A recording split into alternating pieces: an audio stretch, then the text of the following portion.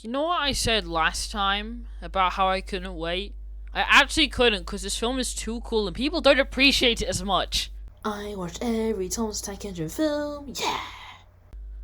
Calling All Engines is a 2005 film produced by Hit Entertainment, directed by Steve Asquith, and written by Paul Larson.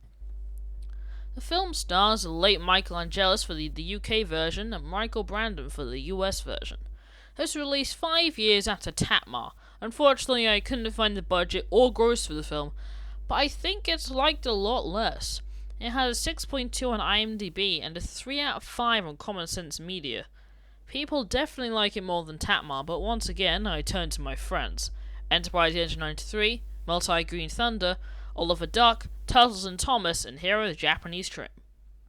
Matt, enterprising, responded with, "Great ideas, poor execution. Learning segments took the wind out of it." There was a typo, but I corrected it. Thank me. Multi responded with, "I used to hate that film with a passion, but now I really, really like it. Great concepts in it." Ted responded with, "Can't remember, have not watched it in many years. In general, I like very few of what was made for TV other than for nostalgia purposes."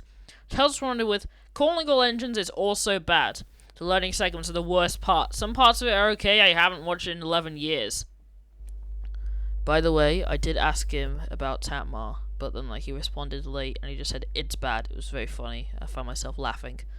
And last but not least, Matt, Hero, responded with, "I think Calling All Engines gets a bad rap in the fandom. I blame the marketing personally because the hype leading up to the film misled us into thinking that Lady and Diesel 10 would have a bigger role than they did. That said, the movie is awesome, the Suspension Bridge is a great addition, and the Steam vs. Devil conflict reaching an all-out brawl is fantastic. We see some neat characters appear in this. George, Derek, Rusty, and before the return of the narrow gauge to the series, Daisy, and of course, Diesel 10. The Tim Sheds arc with Emily is also really sweet. All in all, I love Calling All Engines. It's an underrated film that deserves more attention. I personally agree with Matt too, for it is underrated, a lot like Stormbreaker. Please watch it and give it 5 stars on Rotten Tomatoes, please. This was narrated by both the people I mentioned earlier, and the acting was good, unlike some other UK versions of films. I found the oldest engine on Sodor. His name is Hero. Bust my buffers. Where? Unlike Tatmar, actually features more people than the Thomas, but the plot, by most, is considered pandering and dull. Anyway, let's dive into the underappreciated classic known as Calling All Engines.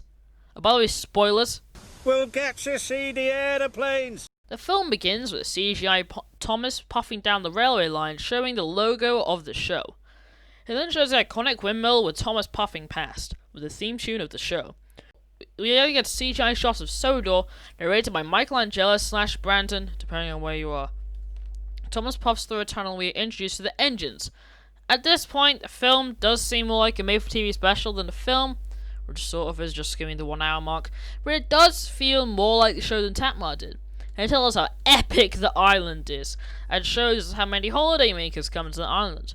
The Fat Controller arrives at Teignmouth. By the way, I love Michael Angelis' voice for him.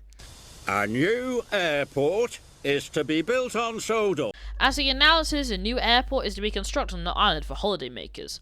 Then my favourite Thomas and Friends song plays, We're Busy. So catchy. Thomas and Percy begin building the airport when Ari and Bert arrive, and there's a fun segment where I compare diesels and steamies. It's very educational. Thomas goes to get more timber, but instead pranks Ari and Bert. Diesel arrives near Thomas and Percy. Again, good voice from Michael Angelis. I hear you've been making trouble for Ari and Bert. There's another CGI educational segment where Thomas gives Diesel trucks of bananas. Thomas and Percy puff away, but find Diesel 10, remember him, and are very scared of him. They discover that their pranks will cost valuable time and need to build timber sheds. All the engines stay at different places across the island, and Emily and Thomas sleep together. No, not like that! I only wanted to teach those diesels to behave. But they were behaving.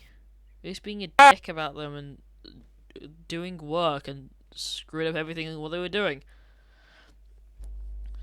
The engines go to sleep as a storm ravages the island. the island is in pieces and the suspension bridge collapses. A learning segment follows where the engines are assigned work to clean up the island after the storm. A montage starts which shows how much Steamies and Diesel blame each other for what is happening.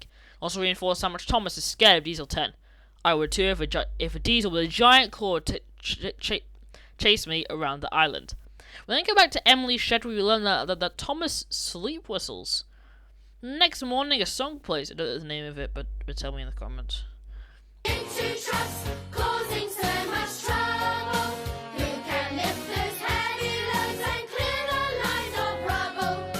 Who can... Thomas is assigned to fix the suspension bridge and other educational segments ensues. It finishes and they fix the bridge. Thomas then goes to get some paint but is pushed by Diesel, throwing paint all over him. Another montage follows showing the Steamies and Diesels attacking each other, but making no progress. All the engines have nightmares about what would happen if the railway is shut down and there are no tourists. But Thomas is told by Lady and Rusty that Diesels and Steamies should work together.